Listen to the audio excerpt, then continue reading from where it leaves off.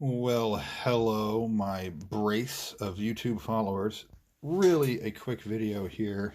Still waiting for parts for the various other projects that are going on, like the Barney Oliver and the Marantz 510. But meanwhile, I thought I would go over a old meter that a friend of mine from Chicago gave me. My buddy John gave me this meter about 25 years ago. It's a RCA senior VoltOhmyst model WV-98C.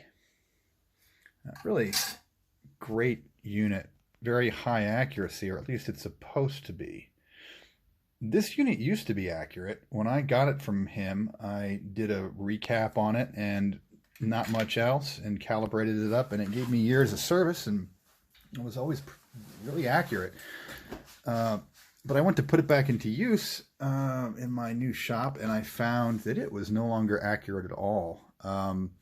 So I decided to break out the calibration procedure to calibrate it, and went through the calibration procedure, which basically is calibrate it for zero, and zero the meter, and then set it to the 50 volt range and apply 50 volts and adjust the calibration until it reads 50 volt full scale deflection. So that worked, but the problem is that after calibrating it for 50 volts, you put 25 volts into it and it only reads like 21.5 or 22. So we're getting a very non-linear deflection on the scale. And that typically only means one thing, and that means a problem with the meter. And in this case, the problem with the meter is the materials that RCA chose to use to balance the meter. So let's take a quick look at, take a close-up here of the meter movement here. And we can see there's a hairspring, which is very, very fragile. And if you bend that up, you'll be unlikely to repair it. This one actually did get bent up, but I was able to repair it, basically because I've also spent a lot of time as an amateur watchmaker, and this is not my first battle with a hairspring. And as far as hairsprings go, the one on this meter is actually pretty stout in comparison to one on a small watch. So I was able to get it straightened out and nice and concentric, and you can see that the hairspring looks good now. But if we look just below the hairspring, you can see that little coil of red wire with a black blob on it. So that coil of wire is a weight that I added, and that little black blob is some paint, which also serves as weight, and it also acts as glue to hold that little coil of wire in place. And if we go around the other side of the meter here, you can also see a little bit of shrink wrap that I added around the weight on the bottom. And if we turn around the other side here, pardon me, I've got this thing so zoomed in, it's very hard. Okay, so if we look underneath the coil there, you can see a brass arm sticking out that has no weights on it.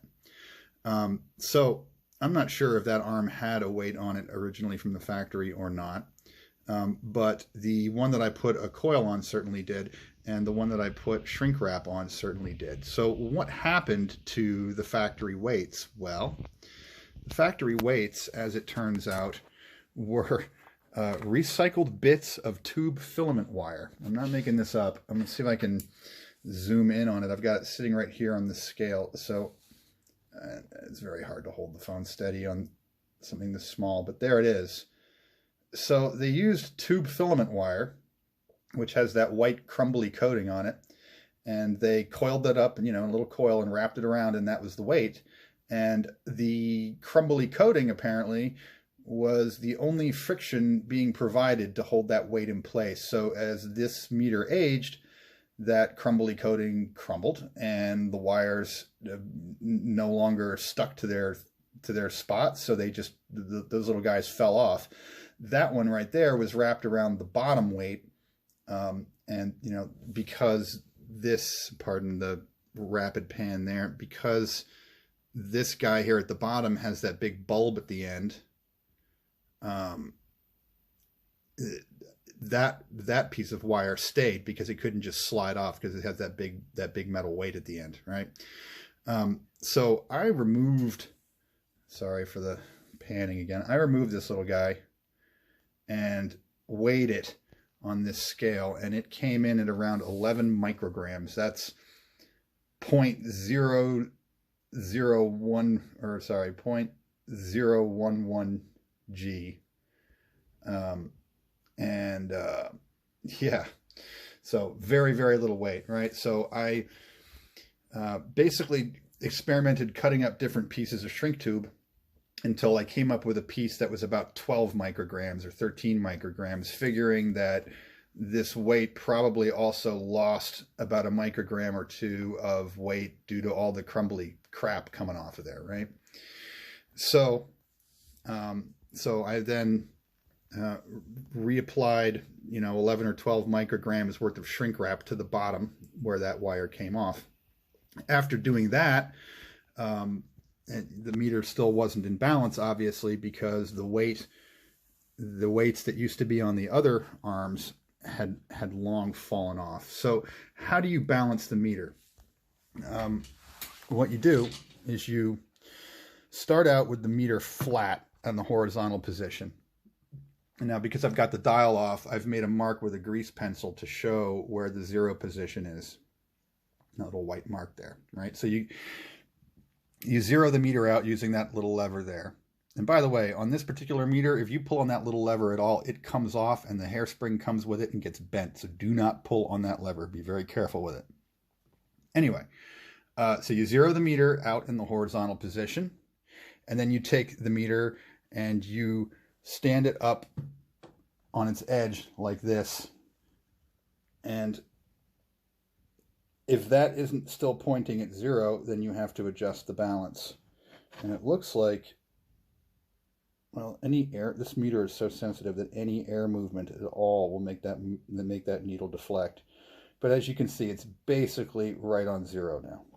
And you adjust that weight, the one that I added with the little coil of wire and the blob of paint, you adjust that until that position is zeroed out. And then you turn it on the other edge and you adjust the weight on the other arm until it's at 0. Now, in this case, it's still at 0, so I didn't have to add anything to that third arm. So I only had to put 2 weights on, one to replace the weight that was crumbling apart that I removed. That little piece of shrink wrap, I replaced that with, with shrink wrap. And then in here, that little red coil of wire, and that is some 30-AUG wire wrap wire, insulated. And what I did was I took a piece of it. Sorry, this is so zoomed in and all over the place. Let me zoom out so I can show you. What I did was I took a little length of it and I wrapped it around the leg of a capacitor, basically the skinniest little stiff wire lead that I could find. Oh, focus, you fuck. Okay, well, you get the idea. You take it and you wrap it around the leg of a capacitor till you get a nice tight coil, and then you trim it off with some clippers. You weigh it about what you think it needs to weigh, and then you just slide it in place over that little arm. And obviously you want it to be just a little underweight so that when you blop it in place with some paint, or I wouldn't use crazy glue, because the fumes from crazy glue can deposit themselves in other parts of this movement, and you don't want that. So like a blop of paint or nail polish or something like that. I use some car touch-up paint. And yeah, so that's it. So the wire is the gross weight adjustment, and then you fine tune it by adding little drops of paint until it balances out. And so now I'm going to put this whole thing back together, and it should be able to be calibrated now, and we'll test that shortly. And I'll show you how you can use tools on the bench to test the meter outside of the instrument. All right, so let's take a look now at adjusting, or testing the meter, I should say, outside of the instrument. Let me describe the rig here. Let me turn this off. So what I got here is I've got a precision power supply, a very nice one at that. that gives me very, very tight current control. And I've set my output to a volt, but that's the maximum. I mean, this meter will go full deflection on like 0.2 volts. So what we're doing is we're doing it with current, right? Because this thing gives me very, very granular current control. So what we want to do first is we want to zero out the meter. And the rig I've got here, so I've got a voltmeter hooked up to the back of the meter, as well as this power supply. And across the back of the meter here, there's a precision 10 ohm resistor. So I got, you know, the power supply clipped on there, and then the voltmeter probes, and then that 10 ohm resistor across the back. Now the 10 ohm resistor is just there to do the math and make my volt readings nice. So what we're going to do first is we're going to start by making sure that the meter is zeroed. Let me adjust in there and ignore the shadow. We're looking at the parallax here, and yeah, that meter is zeroed. That meter is zeroed, so we don't need to adjust that anymore. So now that meter is zeroed, what we're going to do now is we're going to deflect the meter all the way to the full scale. And to do that, we're going to set a current of, in this case, I set 0.0165, I want to say. Let's turn it on. And, oh, that's not quite enough. So let's, I set 0.017. No, I set 0.0175. Oops, overshot it a little. I set 0.0174. And there it is. Okay, so we've got this at full deflection now, right? So we know exactly how much current is taken to do that. And also the voltage, and that's what that 10 ohm resistor is doing, is converting that current directly into volts for us. So what we're going to do is we're going to have that. And if we have this, the meter should go from exactly full scale deflection to exactly half scale, right where that zero center cross mark is. So it should read, right now it's reading 50, it should read exactly 25. Right, so let's take out our little calculator here. And let's see, we got 0.0174, enter to divide. Okay, so 0.0087. So if we set our current now, 0.0087, and now the meter is at exactly half deflection, which is right where it's supposed to be. Before I balanced the meter, when I did this test, it would be reading 21.5, 22. So it was, you know, 3 bars lower than it is right now. And now it's just dead on. Okay, so far so good, right? So there's our 0.87. Let's divide that by 2 again. So let's do a 2 divide 0.0044. So let's set the current 0.0044. Now it should read exactly 12.5, or 1/4 scale, and there it is, right there at 12.5. Look at that, bang on. It's actually just a touch closer to 13, but yeah, you know, that's a 1/4 volt difference. I mean, that's okay. So now we're looking really good with respect to meter linearity. Let's have that again. So let's go, I set 0.0022. So instead of 12.5, we should now get 6.25. And we're getting about 6. That shadow makes it very hard to read, but we're getting 6.5. So again, we're about 1/4 volt off. But that, you know, on an analog meter, that is pretty darn good. And yeah, we're still zeroed out. And so there it is. So that is about as good as I could ever hope to get this, especially after having straightened out the coil spring, or the hairspring, and having to remove and then reattach weights to this thing and rebalance it. I could maybe mess with it to try and get that little extra 1/4 volt of accuracy, but I would be more likely to destroy it in that process than I would be to improve it.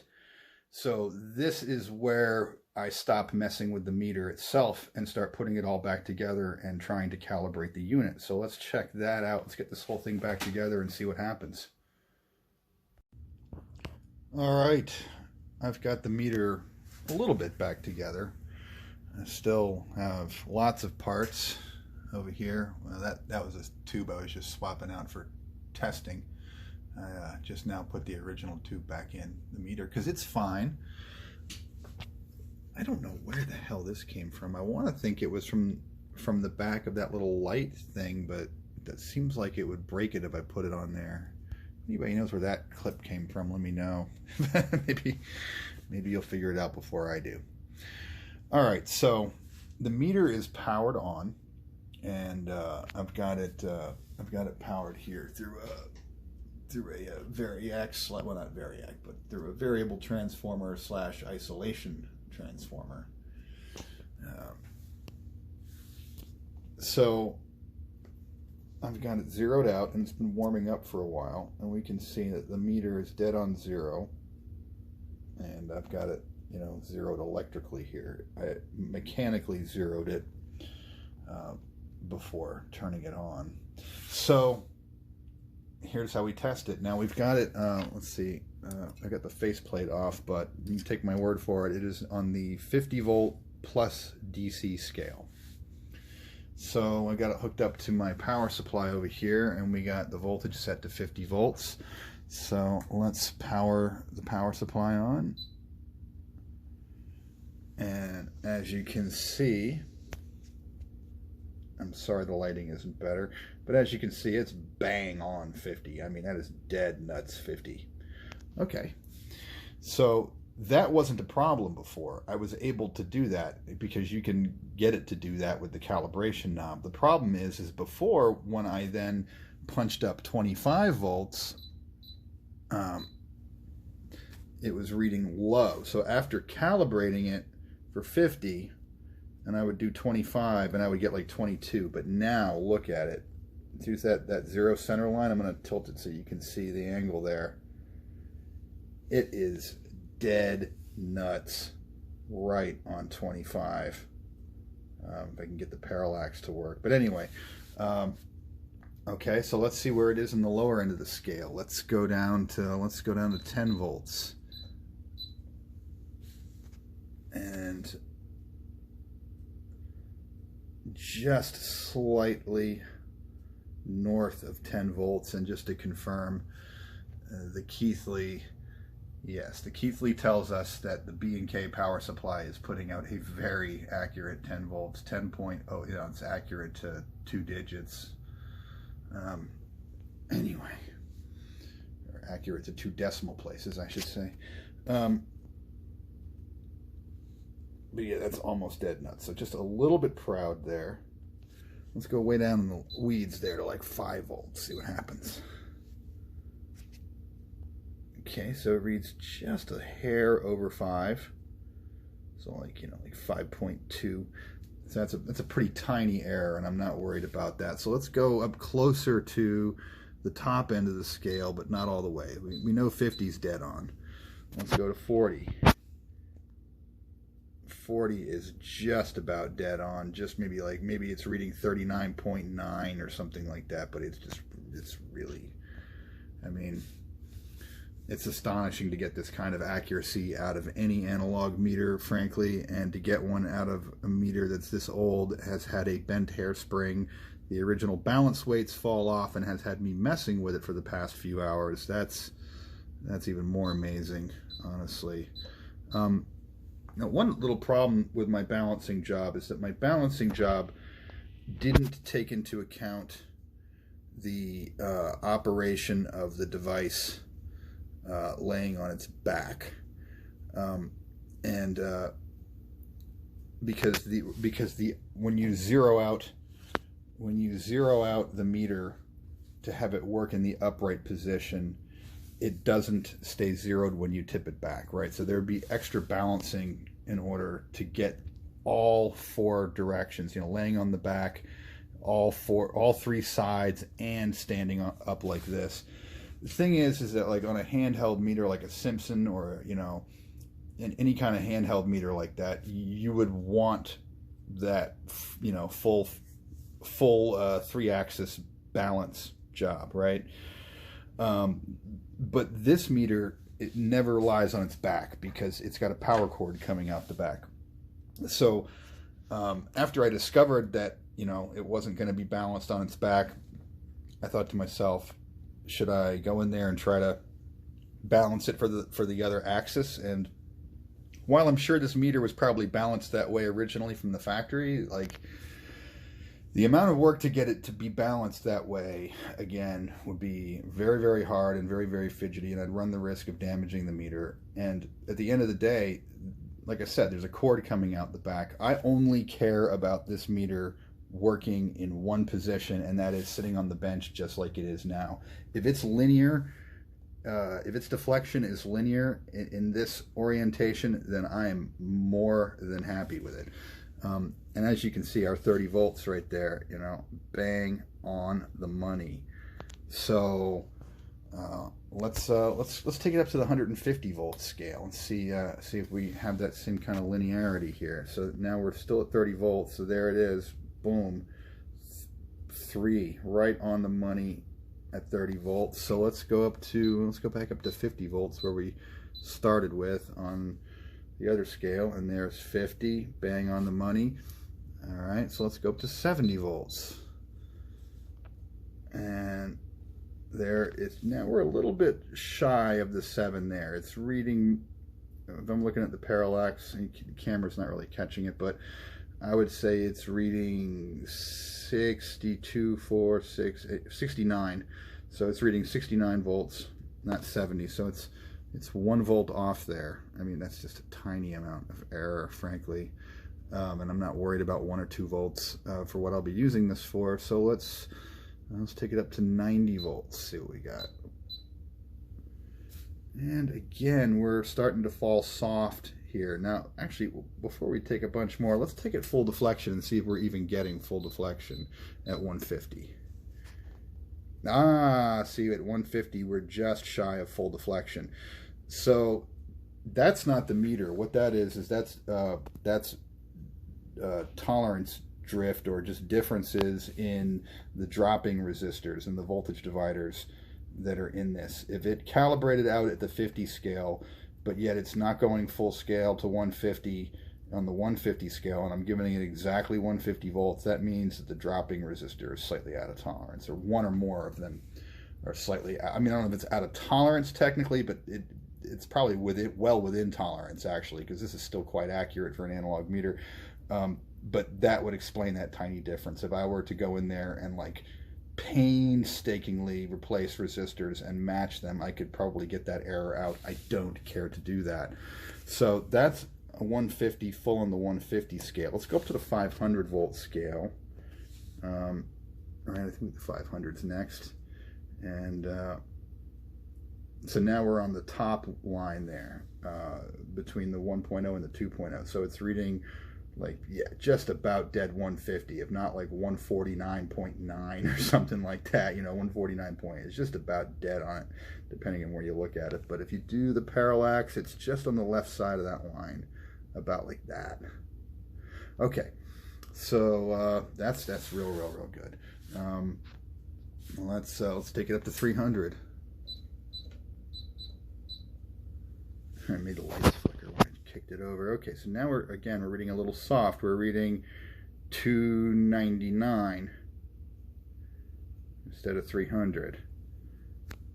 Let's see if we're getting full deflection at 500 volts. I love this power supply that I can go from a fraction of a volt up to like 600 volts. Okay, so we're not quite getting full deflection at 500.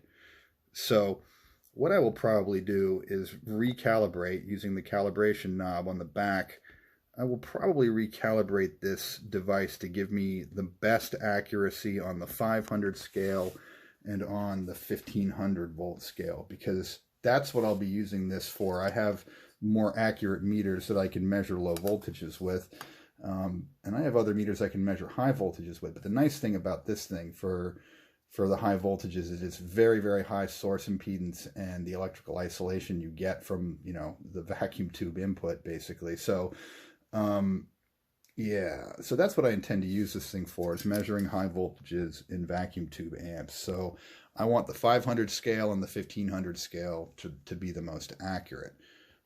And I'll just do that off camera.